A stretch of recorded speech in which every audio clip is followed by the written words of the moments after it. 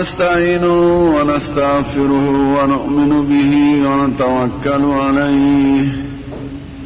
ونعوذ بالله من شرور أنفسنا ومن سيئات أعمالنا من يهده الله فلا مضل له ومن يضلل فلا هادي له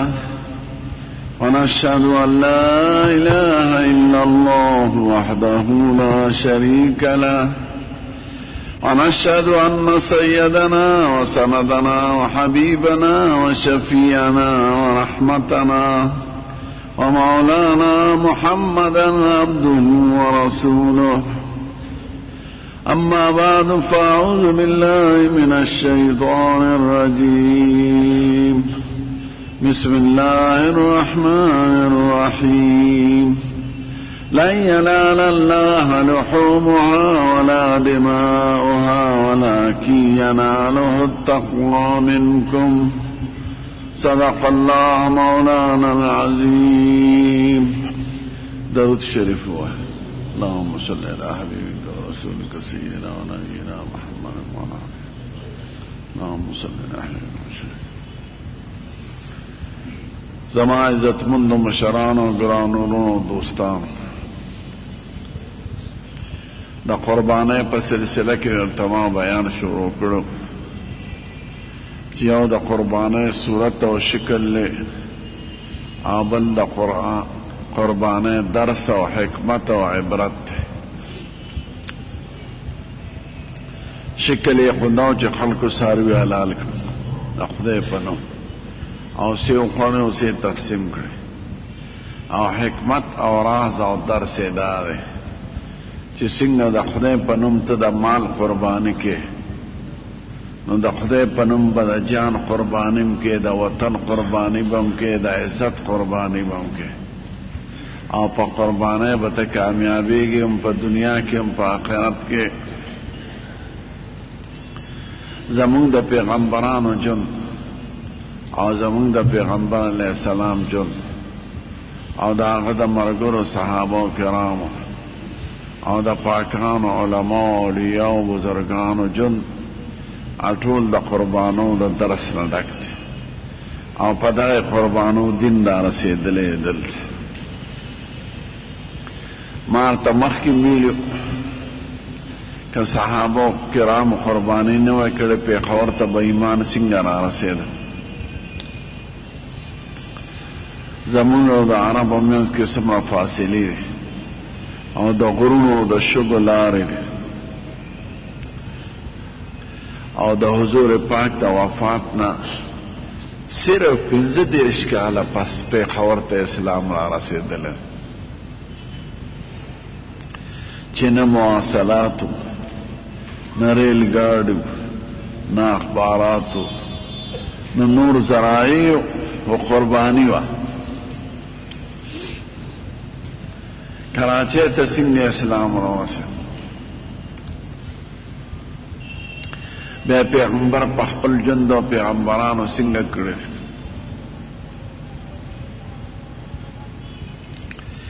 کراچۍ سره نږدې ښار دی دیبل ورته وایي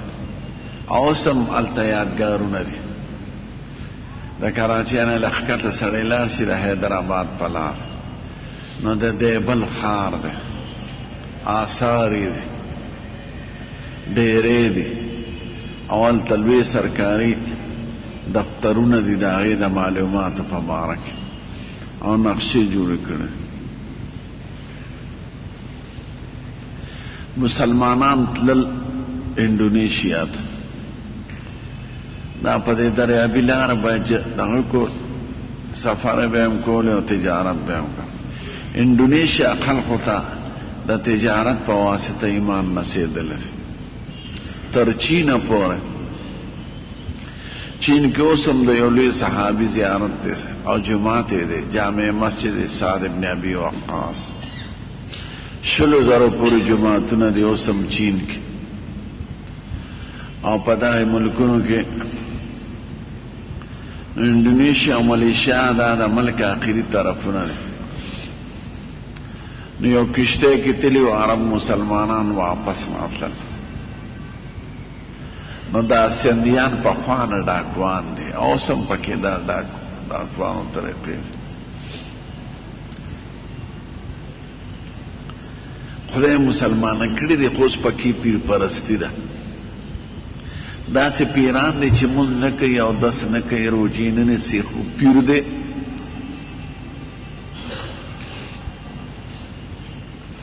نو موریدانی بس دا غپیر لاس کړولو هغه ته شکرانه ورکول د خدای د نزدېکت ذریعہ ګڼي نو جهالت پکې ډېر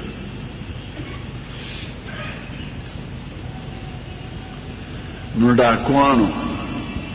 پاکشته حمله وکړه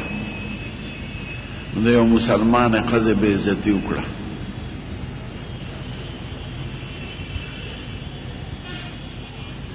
هغه غزانه چک مو یغسنی یا حجاج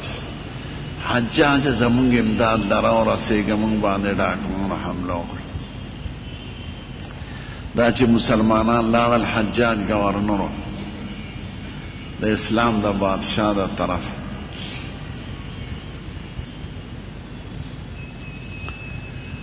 ناغود سند ته خبر راولېږه دیبل ته چې ډاکوان ونیسه او دوی له سزا ورکړه او مسلمانانو یې چې کوم مال و دولت غشتی دا واپس ورکړه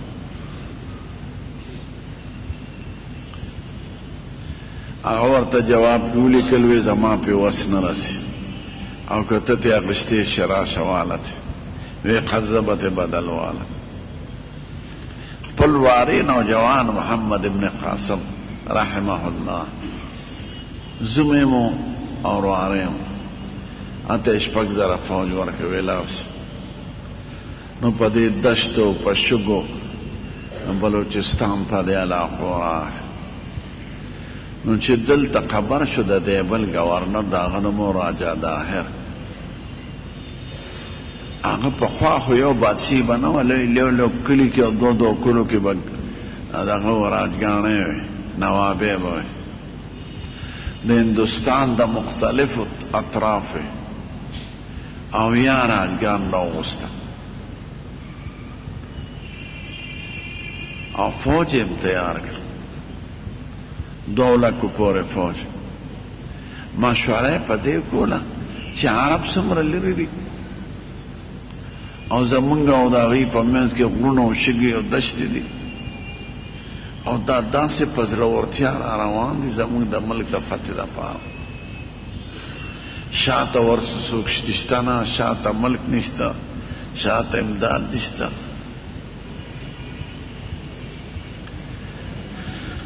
دا دوی سره څه طاقت دی نو آخري فیصله یې په دې وکړه چې دوی د خدای د حکم تابعدار دوی سره غیبي طاقت دی نو د هغه غیبي طاقت د وجې نه دوی ته څوک نشي ودرېدی او نه د چا پروا لري واخیره وی څه به کوو وی داسې چلو کې چې دوی په ګناه کې مبتلا کې نو غیبی طاقت به ختم شي دا یاد لرئ د جهاد جذبه په زنا ختمیږي جنگونه کوي د امریکایان جنگونه کوي خو دې ته جنگ وي جهاد نه وي په یو نظریي جهاد کول د دین او د اخلاق او د تهذیب د پاره جنگ کول دې ته جهاد وي او د ملک نیوم د بدمعشو د پاره دا جنگونه دي د سپو نو وی داسې چلو کې چې ځوانان ښځې وګوره او د دوی کیمپونه چې کوم ځای دي هغې ته به ورشي په بانو چې دا چرګان خرڅه وږې خرڅه نو دا خو زلمي هلکان دي مجاهدین او د وطن نه لرې دي او د ښځو نه لرې دي نو دوی ته د ښځو ته دا ووایي چې ځان ورته پیش کوي هندوان خاصم بیکاره قوم بربند ګرځي خېټې بربندي کې هندوستان ته لاړی او هغه تهذیب مونږ لم راځي اوس ورو ورو انا لله و انا الیه راجعون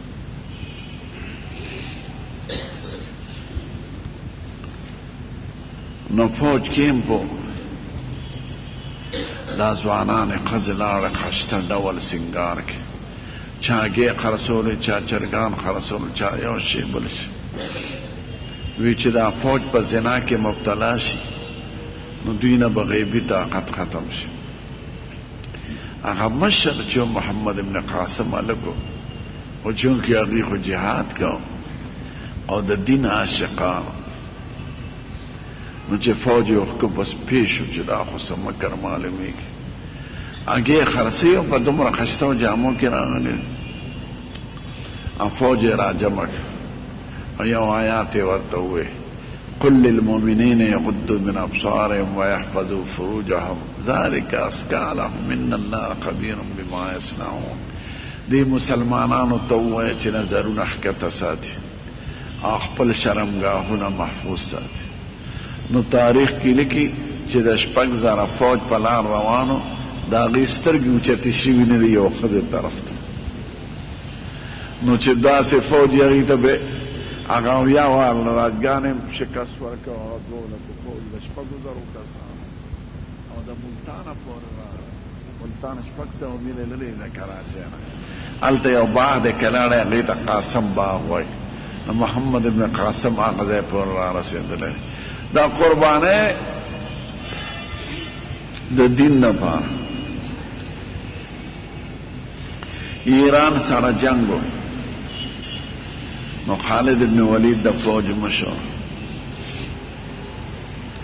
نو ایران په خوانی طاقتمند ملک او عرب خو قبایلی نظام د حضور مبارک نه پس یو حکومت جوړ شو هم د مسکینانو حکومت نو ایرانیانو به عربو ته سپک کتل اوس هم ورته سپک ګوري وایي دا څه وحشي خلک دي نو لوی خسي د خالد بن ولید جنگ مشر او د ایران د فوج یو لوی پهلوان بالا لاس په لاس جنګونه به سخت یو میدان کې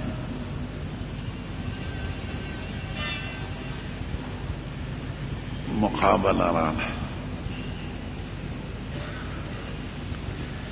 نو د ایرانیانو هغه مشر مسلمانانو مشر ته خبر راولېږه چې دا فوجیان ولې جنگ او په جنگ اخته کوم ما ته به جنگ وکړو که زه دې مړ کړم خو زموږ شکست دی او که ته مې مړ کړې ستاسو شکست دی فوجونه نه وجم خالد ابن ولید عربي و بهادر او عرب سپک دستی او ایرانیان غټو هغه وی بالکل ډیره ښه چې ما سره جنګ کې هغه د هغې طرف راووت فوج یې لکه د کبډي د فرۍ په شان شاته ولاړو او دی د دې طرفه وروت مسلمانان شاته ولاړو ایرانی فوجی کمانډر ور سره مخکې ستړي مشي وکړه لاس به وی زما ستا جنګ دی ډېره نو د ایرانی د ګوته راوښکله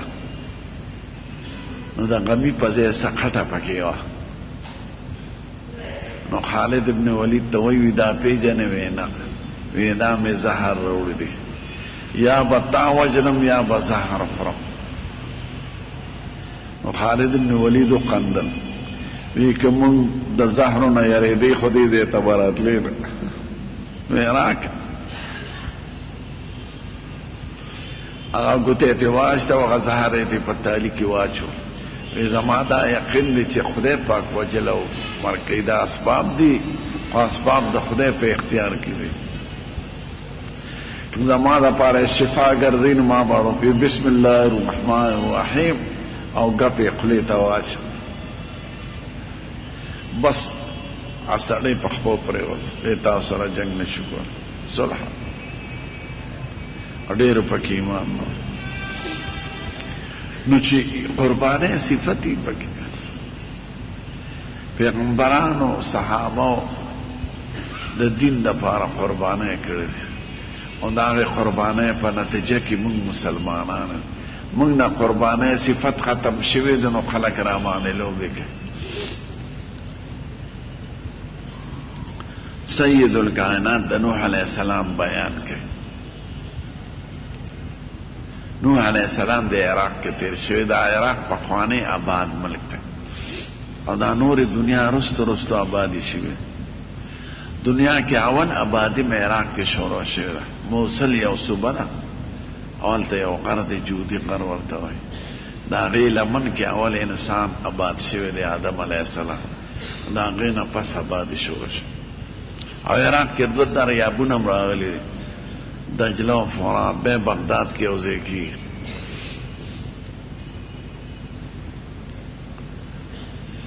به دا دریاب بصرې ته پروزي. نو نوح علیہ السلام دغه کې نو قوم ته به نصیحت قوم د پنځو بوتانو عبادت کوونکو. خدای مستقل سورتم د سورت نوح په نوم را لېږلی. وقالوا لا تذرن ودا ولا سواعا ولا يغوث ويعوق ونسرا وقد ضلوا كثيرا ولا تزد الظالمين الا تبارا. نوح علیہ السلام قوم کې یو خسړی تیر شو 15 کسان. هغه پورې شرک نو عام بت پرستی نو. نو خسړی چې مړ شو او قوم ورپسې جړل. نو شیطان داسې سرکوزه دی راغی وی دا 15 سړو مجسمې جوړې کې. نو په یو یو خپل خپل مجلسونو کې ودروي.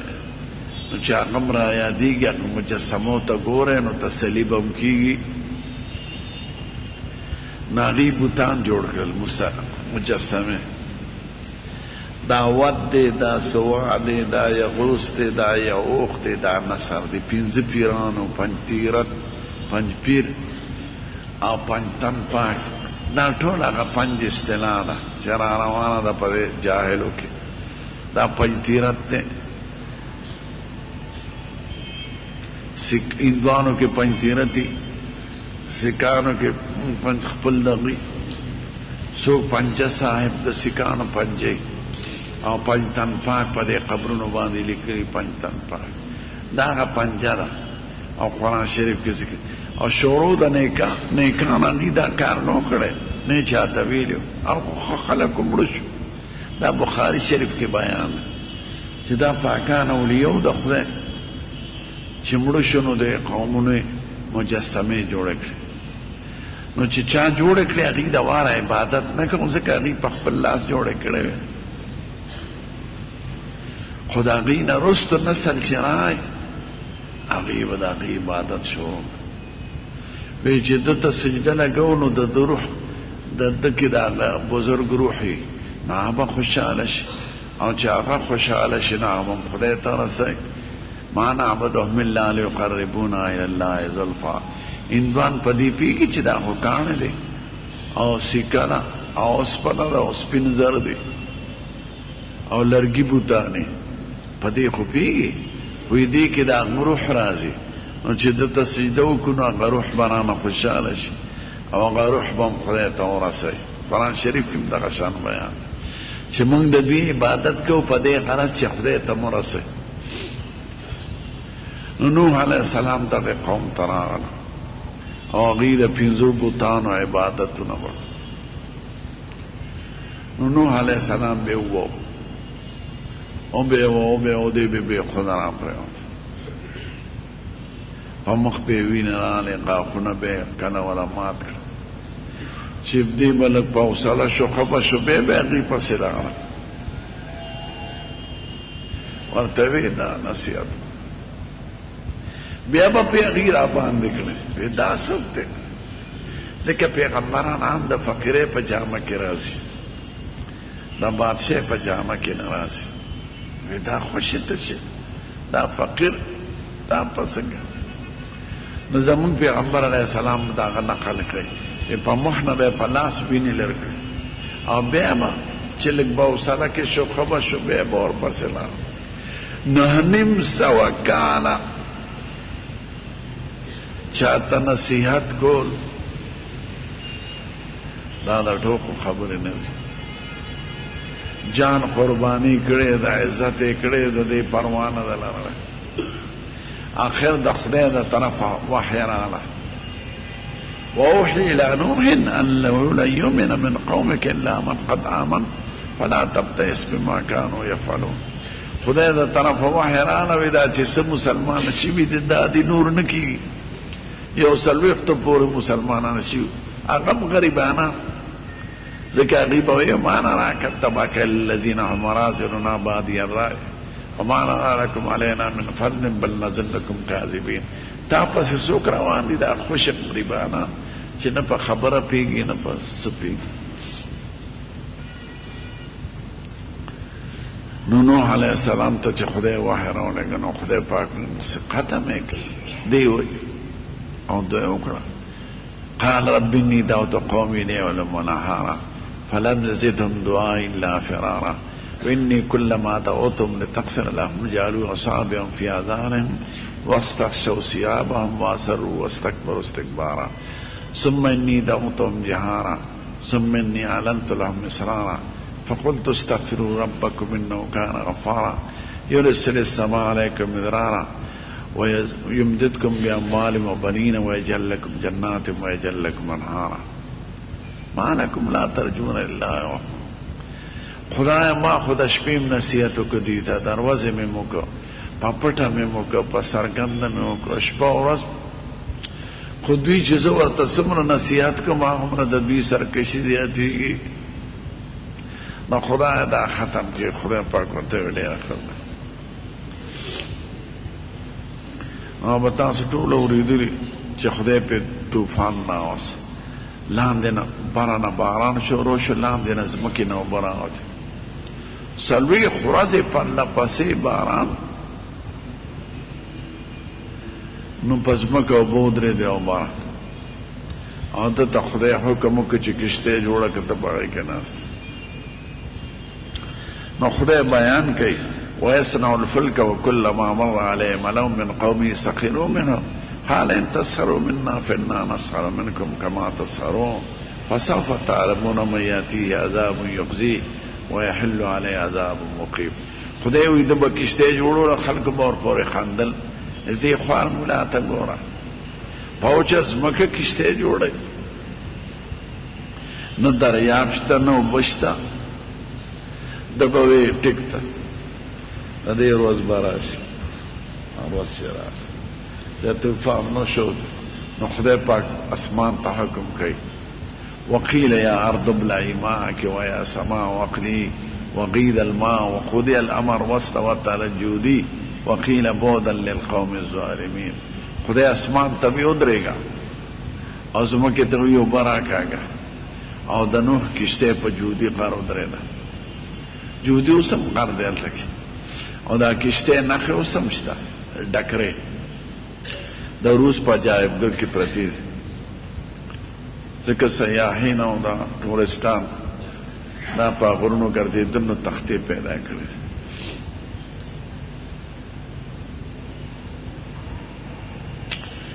سخت قربانی 9.5 کاله یمرد بم سبتلی برده دا پیغمبرانو جن دا قشان ده زموخ کل پیغمبر زه طائف کې هغه ځای ته ورغلم چې کوم ځای کې هغه د کاڼو نه پنۍ دپاره کېناست. هلته یو جومات جوړ دی هغې ته مسجد الکوع وایي د لیچي جومات. سید الکائنات د تبلیغ په سلسله کې لاړ طائف ته. طائف یو 6 میله لرې د مکې نه خو د غرونو د پاسه آباده ده نو یخه ده او مکه ګرمه ده. هلته یو 2 سردارانو ته د ایمان تبلیغ ورکړ. هغوی تبلیغ څه کوي دا خوشاټلي د کوم ځای نه راغلي مونږ ته وایي د پلار او د نکاح عبادتونه پرېږدئ. بدماشانو ارامیانو ته ویې ولې دا لیوني نو 2 کسانو یو حضور پاک و یو ورسره خادم نامنل څه کوي چې د کاڼو په حرانه یې پیشو وکړي. بیا حضور پاک یو کنده خوړ شانتي هغې کې کېناست چې دې د غزارونو نه بچ شو. بیا څه بدماشان منل ګټه یې پرې ورغورځوله لویه ګټه. نو ګټه چې راتله نبی کریم ورته لاس داسې ونیو نو ګټه ودرېده پزه نو هلته جومات جوړ دی ایته مسجد الکوع وایي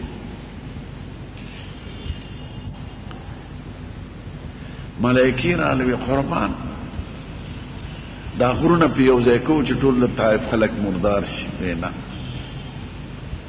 شاید چې خدای د دې د نسل نه ښکلي خلک پیدا کړي او مسلمانان شي دا خو ناپوهه دي په داسې قربانو باندې خدای پاک اسلام را رسول بیا هلته یو باغ نو باغ د ونې د سوري د لاندې کېناست نو هغه د مکې د خلقو او هغه د قوم خپل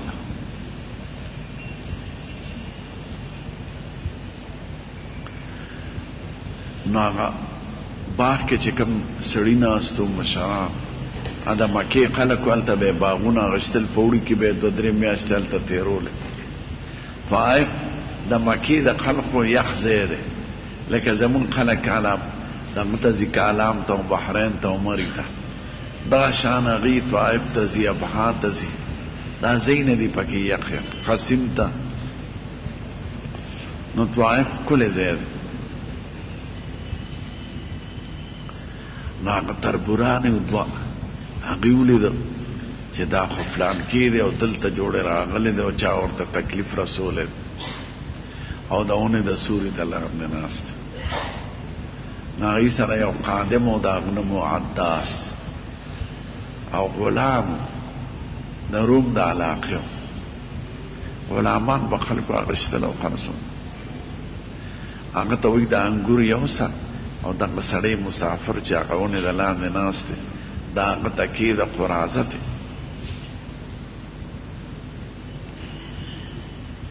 نور ورسره ایثار نشي چې هغه راغی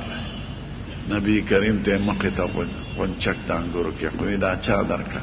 وایي دا زما نیکان دي په دې سفر کې ناست دي باغ میاس کې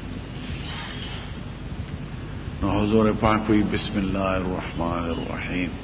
او دانې ته لاس کړ دا سړی ورته لاندې باندې ګوري وي صاحب دا کلمه خو ما دلته چېرته نه ده اورېدلې وی ته د کوم ځای وی زه د نینوا یم نینوا یو علاقه ده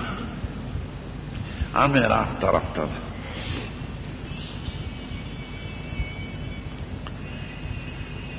وی ښځه ما د رور د وطنې وی ستا صاحب رور څوک دی وی یونس علیه السلام یونس علیه السلام په نینوا کې تېر شوی هغه وخت کې آبادي څه د پاسه 100,000 و د نینوا نو دی ورته وایي صاحب خو ډېر پخوا تېر شوی دی هغه ستا څنګه رور دی وی هغه هم پیغمبر و زه هم پیغمبر یم هغه پیغمبران ټول لوڼی دې سړي باندې دومره اثر شوی صاحب ما ته کلمه ووایه زه مسلمان یم کلمې وویله ایمان یې راوړه هلته جماعت جوړ دی کوس لاړی دا جماعت نوم دی مسجد عداس نو چې ایمان یې راوړه د پیغمبر لاسونه ښکلولی شروع کړه او په ډېره عاجزۍ کله د هغه خپې ښکلی کله لاسونه ښکلی هلته ورته نیکانو سفر کې کتل وی زه په دې سړي ما سر وکړه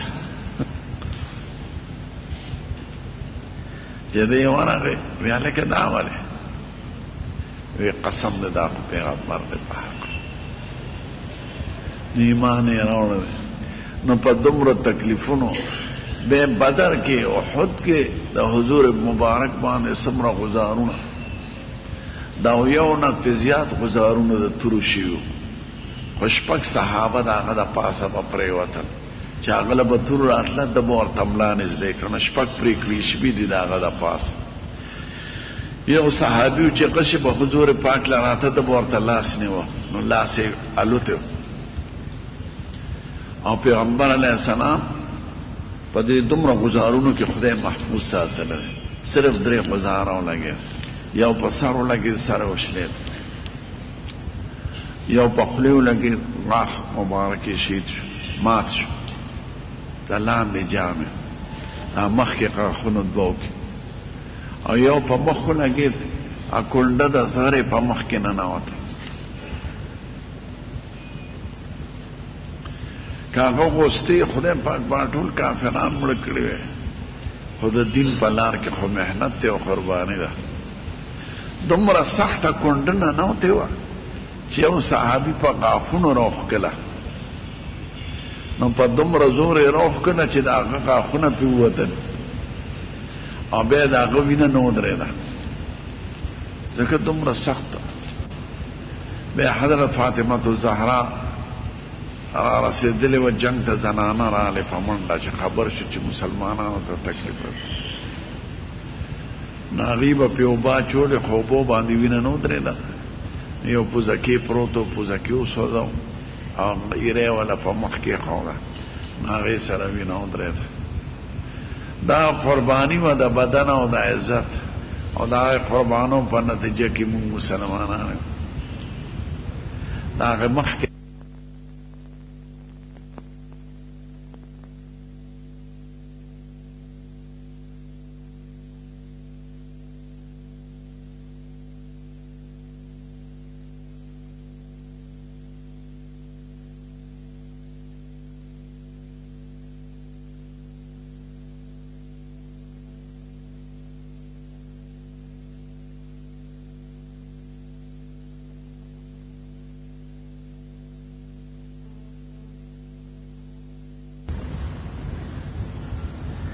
یو چا تپوس کړي زما مور بیماره وه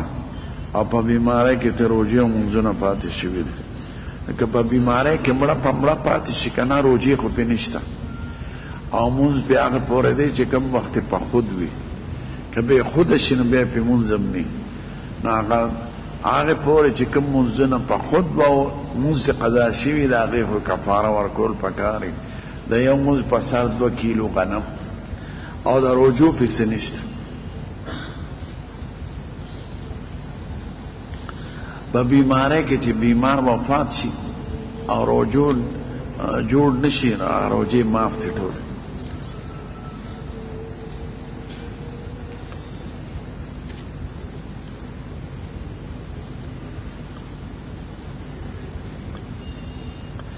یو سړي یو ښځې سره نکاح کړی ده او بیا د هغې ښځې خورې خپل زوی له کړې ده ټیک ده دې کې څه شریعت پابندي نشته 2 خویندې یو په پلار واده شي یو په زوی واده شي نکاح صحیح ده مور او لور هم کولی شي لکه مور ځان له وکړي لور ښځې سره لور وي پرکټی هغه زوی له وکړي او 2 خویندې هم کولی شي او لوړې هم کولی شي چې لور ځان له وکړي او مور یې زوی له وکړي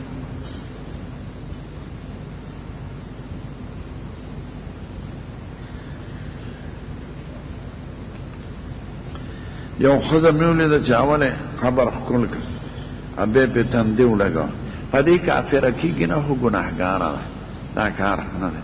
قبر سره به ودرېږي دعا به ورته وکړي قبر ښکلول تندې پې لګول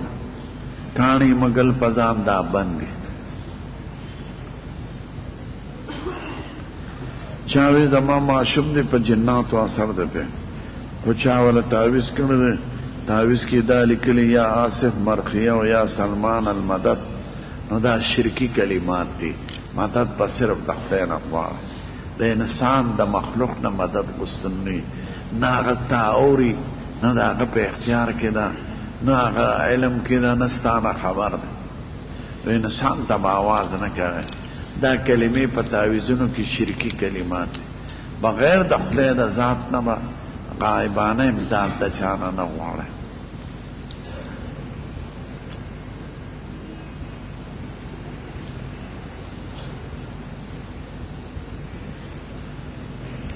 چاوی یو سیکرټي د حکومت مېلمنو له تنظیم کړي هغې سر پرایویټ سیکرټي چې وغیره مسکي خیر دی که عرف داسې چې د کور خاوندان ورسره چې اسکلی شي نو اسکي دی خو د رشوت په غرض دی نه اسکي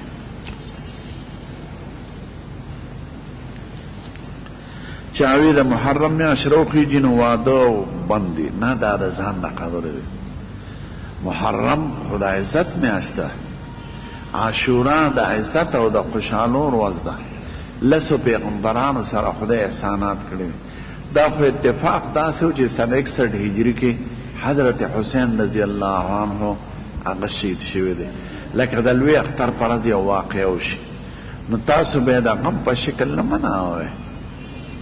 نه، دا د عزت ورځ ده، د خوشحاله. دا خو یو 80 هجری کال وروسته حضرت حسین په دغه ورځ شهید. نو د خلقو دا خیال چې د عاشورا او محرم دا حضرت حسین لپاره ده، نه، دا دروغ جن دي. عاشورا د حضور پاک روزنی ولا یو ورځ به مخکې یو ورځ یا وروسته، او حکم یې کړی دی امت ته، او د خوشحاله ورځ ده. یهودو به روزه نیوله چې مدینې ته راغی، وی دا ولې نیسئ؟ وی دا په دې ورځ حضرت موسی علیه السلام خدای پاک د فرعون نه خلاص کړی دی او فرعون سره د لښکرو تباه شوی دی، نو موږ یې په هغه خوشحالۍ کې نیسو. نو حضور پاک وی پیغمبر خو زما ورور دی، زم په هغه خوشحالي کوم. خو بل کان له دا وی چې یو ورځ زیاتې نیسئ یا مخکې. نو عاشوره د غم ورځ نه ده، دا د شیعګانو د غم ورځ کړې ده. عمار ته وی وروسته وفات شوی دی حضرت حسین، لکه د اختر پر ورځ یو واقعه وشي. نو دا ویل چې واده پکې ښه نه دی، ژوند پکې دا غلط دی، دا د زړو ښځو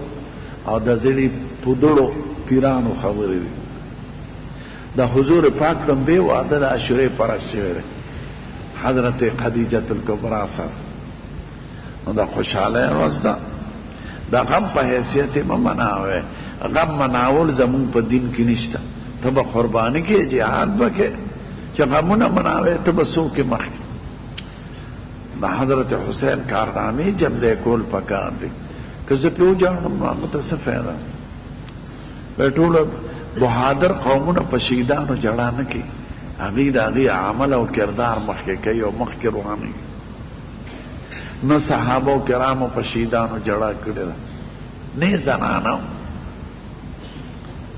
قسم دې اوس هم داسې خلک شته چې زوی شهید شي په جنګ کې خوشحاله شي، یو بل ته مبارک شي، ستا زوی خدای پاک قبول کړ او شهادت درجه یې ورکړه.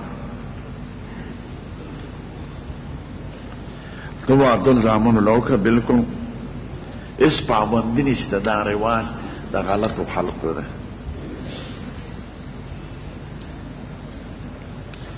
د محرم په میاشت کې د عاشورې په ورځ روژه نیول سنت دي، خو زمونږ پیغمبر په آخر کې ویلو یو ورځ ورسره یا مخکې نیسئ یا یو ورځ وروسته، نو چې د یهودو سره مشابهت را نشي. نو د عاشورې په ورځ او نهمه یا د عاشورې په ورځ او ورپسې 11مه، که دا نشي نیوي نو بیا یو نیسئ. د عاشورې په یو ورځ روژو نیولو خدای د یو کال ګناه معاف کوي. او د حضور پاک د زمانه راسي دا حکم وقع. حضرت حسین لا پیدا شوی نو دا مرګونه او شهادتونه وروسته راغلي.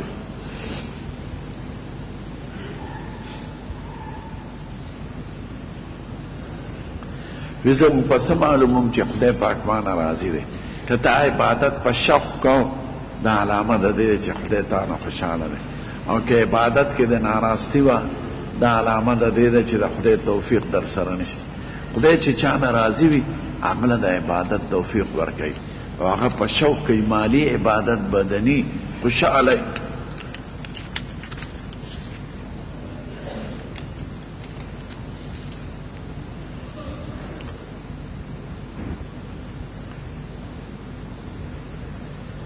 چاوی او سړی چا سره پیسې امانت یې او دا سړی په خپل تجارت کوي نو دله منافع روا دي کنه او روا دي. ځکه پیسو کې ذات د پیسو سو نوټونه خاص مقصد نه ک نوټونه بدل کوم، خدا دا که ضایع شي د باندې تاوان راځي، او امانت چې ضایع شي نو به تاوان پته نه راځي. ا تجارت روا دي او ګټه ده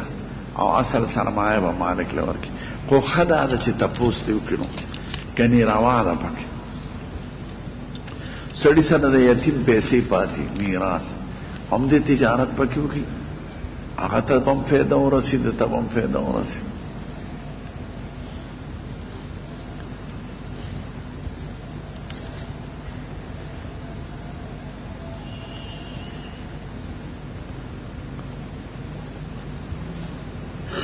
چاوے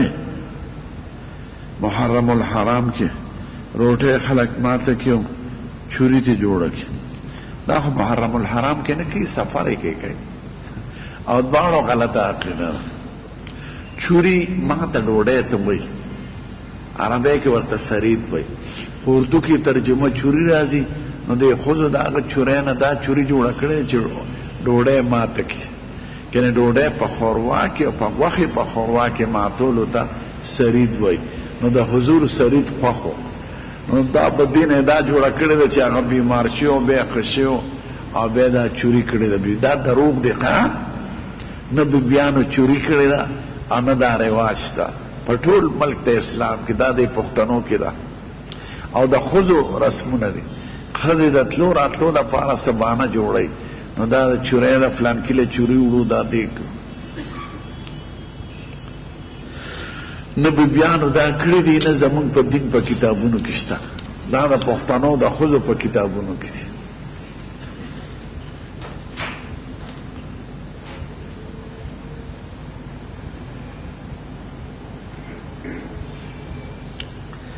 دا چا یو قصې ته اشاره کړې ده په کتابونو کې شته چې سرداله وا هغه د گورنر د مدینه سره ساس باز جوړ کړو چې موږ د شپې راځو د حضور پاک سلام له نو خادمانو ته وایي چې موږ روزه مبارکه کولو نو هغه راغلو شیعاګانو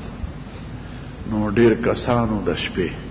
نو دوی اراده دا وه چې حضرت ابوبکر او عمر صاحب وباسو خو خدای هلته وي ځمکه کې ځمکه وشلې دا هغه څلوېښت واړه کسان په ځمکه کې ډوب شو دا هلته ما اورېدلې ده او تاریخ کې دا لیکي حضرت ابوبکر او عمر صاحب له دا خدای درجه ورکړه که سلام نه لاړه درې واړه سوري مخامخ دي یو باندې دا لیکلي دي دی باندې په حضور پاک سلام وایا په دې دویمې لیکلي دلته ابوبکر صدیق باندې سلام وایا په دې درېمې لیکلي دلته په عمر فاروق سلام وایا دا عزت خدای ورکړی دی چې دا یو صحابي ته نه دی حاصل که دنیا کې د هغې هېڅ عزت نه وي د دې نه لوی شته چې د پیغمبر خواته خښ دی حضرت ابوبکر او عمر صدیق په حق کې د خولې سپکه ویل دا لوی جرم دی د پیغمبر حرام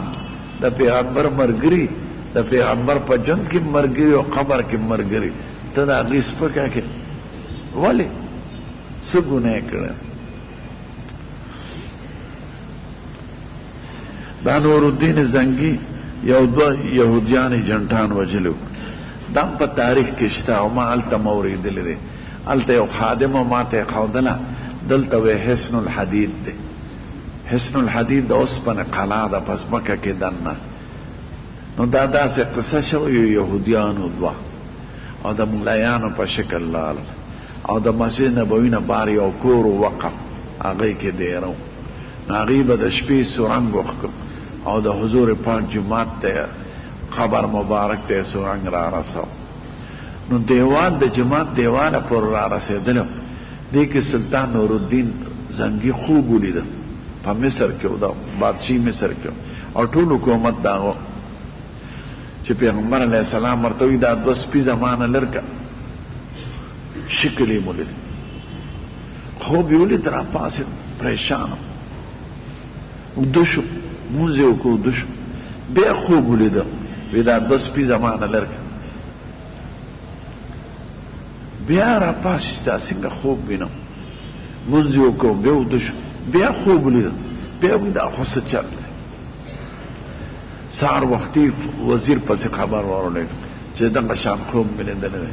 هغه وی دا خو څه چل دی هغه شکلونه درته یاد دي چې خوب کې دې لیدلي دي وی او وی زه چې زه مدینې منورې ته نو پخوا خو د قافلو مزلې وي بادشاه نه به پیسې راوړې د مدینې خلقو ته شکرانې به یې ورکول وی تاسو کار مه کوئ بس موږ ته دعاګانې کوئ نو بادشاه سره د فوج او خزانو نه راغی مصر لستو لس ورځې کې په محراب نبوي کې کېناست وی چې د مدینې خلک څومره دي راضي دي موږ وله پیسې ورکړو وظیفه خلک به یو دروازې نه راتل سپیان ولاړو په بله مطلب خلک بېغمه شو وزیر بادشاه ته ویلي صاحب هغه شکلونه کرانن نو بیا وایا چې ویني هیڅوک رانه بادشاہ وایي څوک پکې رانه تپوس کې ویل که څوک خو پاتې نه دی سپیانه وایي څوک پاتې نشته خو دلته شاته یو وقف کور دی او هغې کې یو دوه مولیان دي بزرګان هغې د چا نه پیسې نه اخلي او عبادت کوي بادشاہ به ښه موږ په خپله ورځو چې ورننه چې ویې لیدل بادشاہ وی قسم دی دا شکلونه مې لیدلي خوب کې وینیسئ چې وینې ول هغې وی موږ صاحب څه چل کړی بادشاہ ته نوره پته نه لګېده سپیانو ته وایي تالاشي وکړي هېڅ نوم ورسره یو جانماز پروت و وی دا جانماز چې اوچت کې جانماز اوچت کې او ګټه پرته وه په ګټه پروت وی دا ګټه اوچته کې چې ګټه اوچته کې سورنګ و پکې سورنګ ته سپیان ورښکته کړل هغه رارسېدلو د جومات دیوال دوی به د شپې سورنګ و او خوره به په جنت البقیع کې مقبره کې خوره وره غورځوله به یې ونیول او بیا وی موږ یهودیانو او فلانکي حکومت را لېږلي سپین او په دې اراده راغلي نو هغې خو په سخت مر بړ اول ته د حضور د روضې نه لاندې یو خندق او خندق یې د اوسپنې او د دغه نه ډک چې لاندې محفوظ او ګمبت یې پې جوړ کړه دا ګمبت مخکې نو ګمبت هم جوړ شو او لاندې قلعه ګمبت پې بیا ورپسې بل بادشاه جوړ کړه ملک اشرف قاطبای 888 هجري کې هلته یې لیکلي نو قلعه د اوسپنې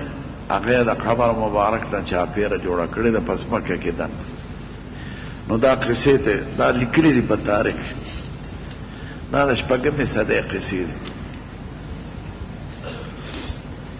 حضرت ابي هريره رضی الله عنه مدینه منوره کې ښخ دی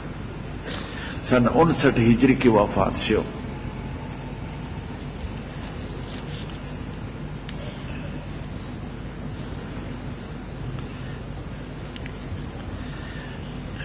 یو کافر مسلمان شي دا غنه به حقوق العباد په باره کې تپوس کېږي او که د رور مال ورسره د خور مالي تپوس به ترې کېږي چې واپس ورکړه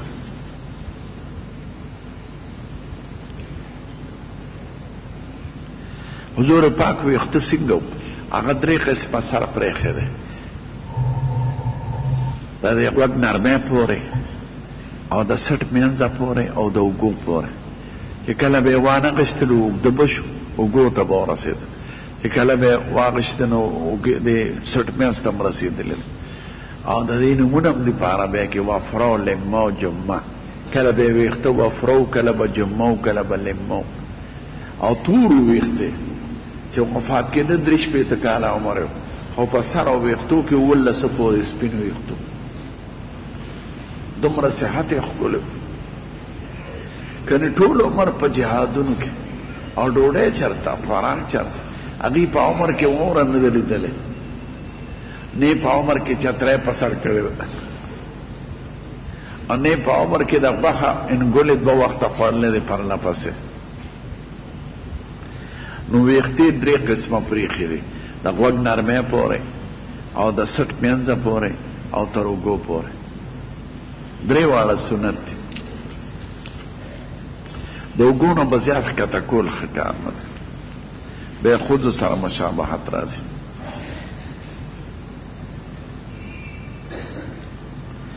د اودس نه پس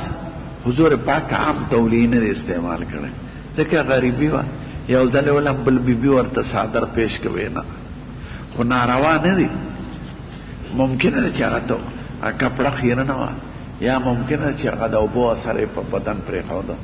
ځکه د اوبو سره ګناهونه هم ټول معاف کېږي نو چول روا دي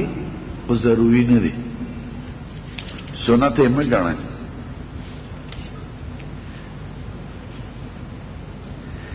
تلبیس ابلیس ابن الجوزی لیکلی دی ښکلی کتاب دی هغې کې د هرې ډلې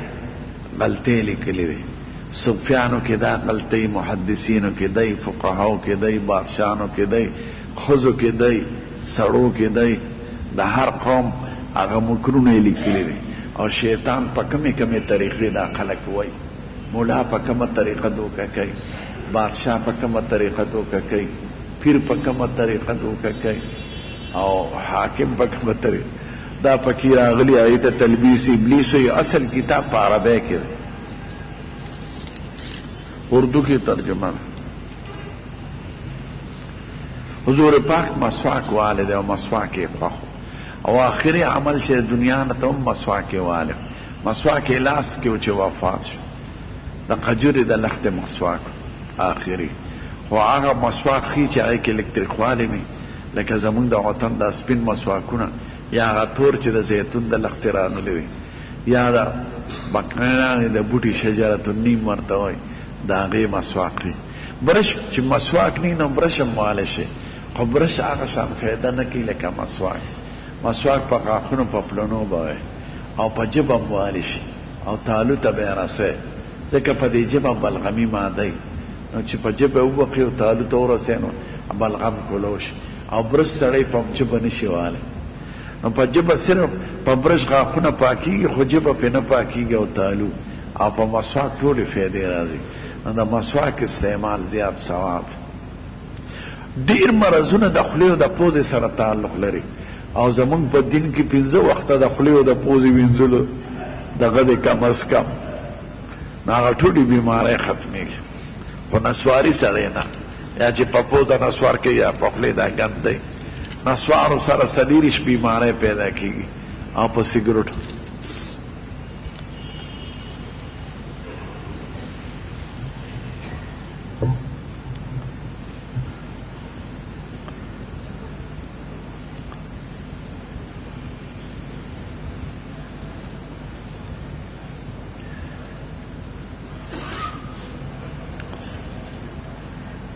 چاوی انجوز دی زمون په کلی کې دا اختر پر دې پنځیشت او خان دا غویان نه لګل او امام صاحب اعلان وکړ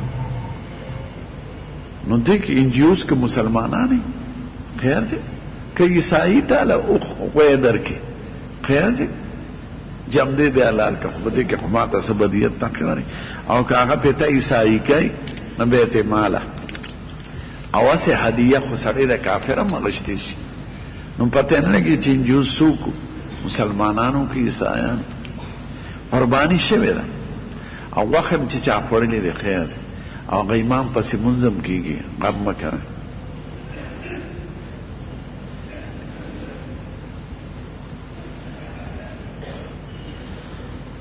دا کمیشن چې تا لیکلې پر هند رسولو پس €1 راکې خیر دی دې ته د خدمت حق وای سړی یو کار کې خدمت کوي نو ته کمیشن اخیستی شي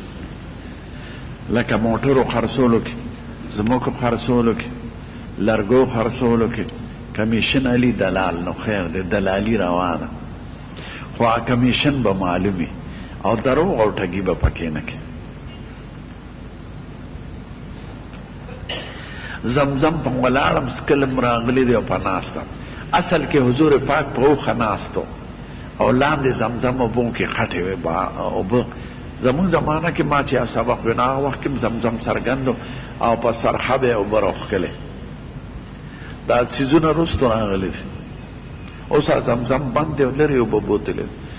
نو اوبه چې راوباسي د کوینه خو چاپیره اوبه خټې کېږي نو حضور پاک په اوخه سورو چې طواف یې کاو او د اوخې د پاسه زمزم سکلی دی نو څوک وایي چونکې هغه په اوخه نو په ولاړه یې نیول دغه دی او څوک وایي هغه په اوخه ناستو او لاندې ځای د اوبو لوندو نو ځکه یې سکلی دی نو په ولاړه هم سکل نه وادي په ناسته هم سکل نه وادي هسې اوبه په ولاړه بندې دي خو د دوو وښکو کې سکلی شي یا د اودس اوبه چې چاردامو کې اوبه په ولاړه اوس کې دا راغلي دي یا د زمزم اوبه او هسې به نسکې عذر د وجه لکه ګوډې دی او ځوړند دی نو اوبه به تې په ولاړه مجبورې ناسکلی شي کنه خلاص کا دواړه په ولاړه بند دي دې ته خدای د زناورو خوراک ویلی دی لکه زمونږ دا نقلیانې چې کوي په ناسته یې څکه په ولاړه یې څکه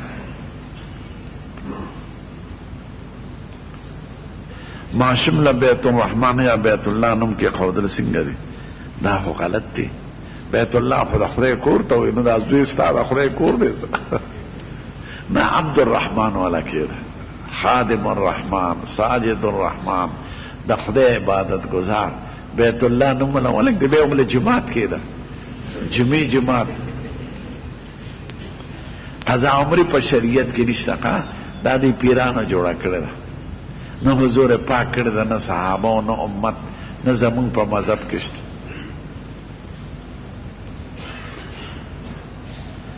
معز حسن، عزت کون کې ده حسن، خیر دی که دا نوم کې ده. په جنې نوم مناحل کې قودل څنګه دی؟ منحل عربی کې چاڼ ته وایي، دا اوړه چې پې چاڼوي، نو مناحل معنا چڼونه، نو دغه نوم پرېږده. لکه پښتانه نوم خارو کېږي، توری کېږي، بکیاڼه کېږي، دغه شان نوم دی، څه معنی خو نشته. چاڼې مناخل معنا چاڼې، د اوړو چاڼ.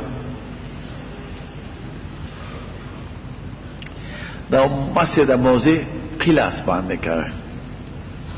درې ګوتې پې داسې راکاږي، د پاسه مخ باندې.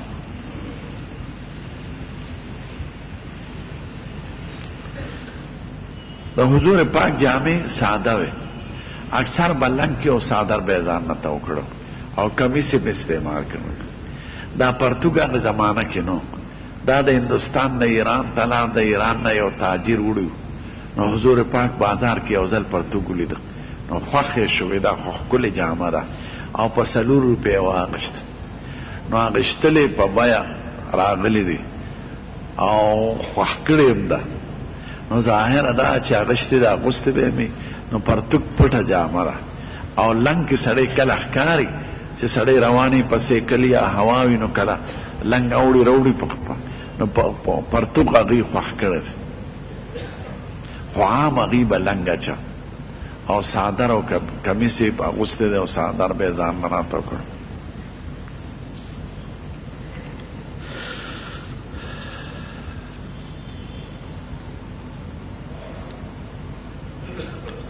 چې چا آیات د سجدې ووې بارې هغه باندې سجده نشته،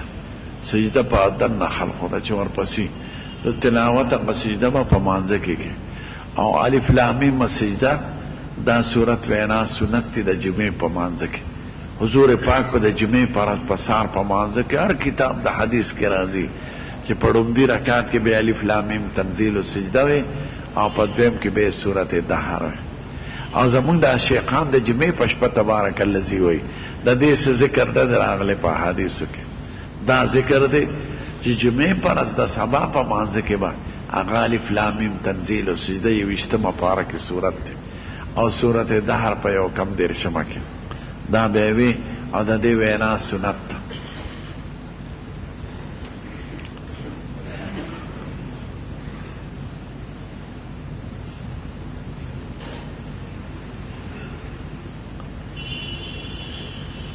د خودو په سر په ویښتو کې په منځ کې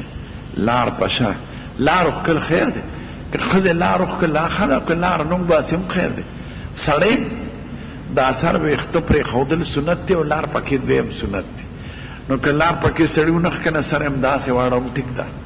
او که لار یې پکې وښکله نو دا دویم سنت دی. نو سر ویښته پرېښودل هم سنت دی، او لار پکې جدا سنت دی. خو بغیر لار هم ټیک ده، که ښځې که سړي وي لار پکې ونه باسي هم داسې وباسي. حضور پاک دواړه طریقې باندې سر پرېښی دی، کله یې پکې لار وښکې ده او کله یې پکې نه ده وښکې. که سړی د آیات لویه حصه ولولي، خو پوره آیات چې نه که نه، او نورې څه نه ویلې بیا خو مونځ نه کېږي، آیات به پوره وایي.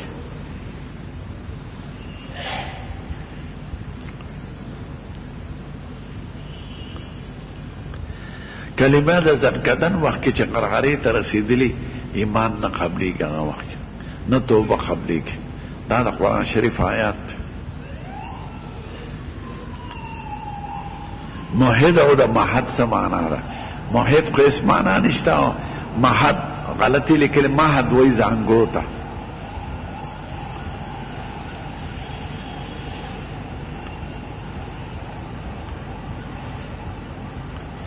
که چا شاله ګوتې وروړې په دې غسل نه لازمیږي چې څو پورې انزال نشي.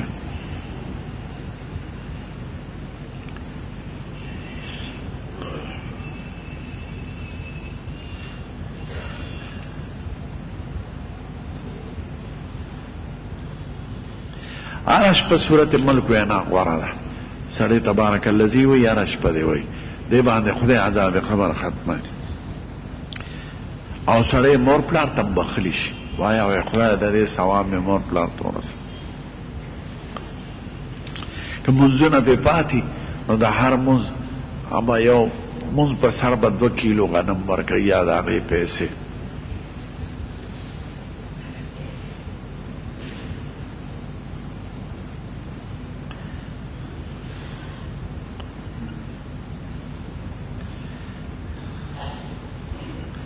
حضور پاک خپل خار ته دعا کړې وه مکې مکرمې ته او حضور پاک مدینه منورې ته دعا کړې.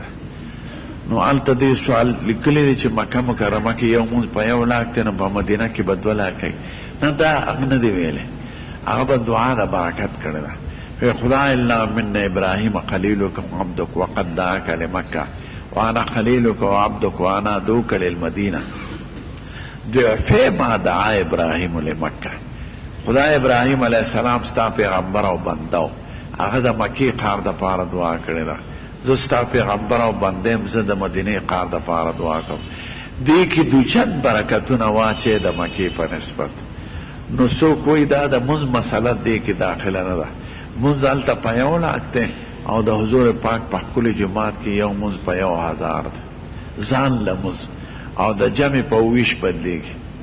او څه عالمان وایي چې هغه د دوچندې دعا کړې ده نو مونځ ته شامله ده. نو هغوی وایي مدینه منوره کې مونځ په 2 لاکه دی او په مکه مکرمه. دا په دې 4 مذهبونو کې د یو مذهب امام قول دی، حضرت امام مالک صاحب مدینه کې قخت. هغه وایي چې په مدینه کې مونځ په 2 لاکه دی، دعا د برکت مانځه ته شامله ده. او دا باقي علما وایي چې نه د مونځ نه علاوه مونځ نه دی یاد کړی حضور، د مونځ متعلق مستقل حدیث راغلی دی. نو د مونځ مسله په خپل ځای ده، باقي د مدینې ښار کې دوچند برکت دی په نسبت د مکې. درود شریف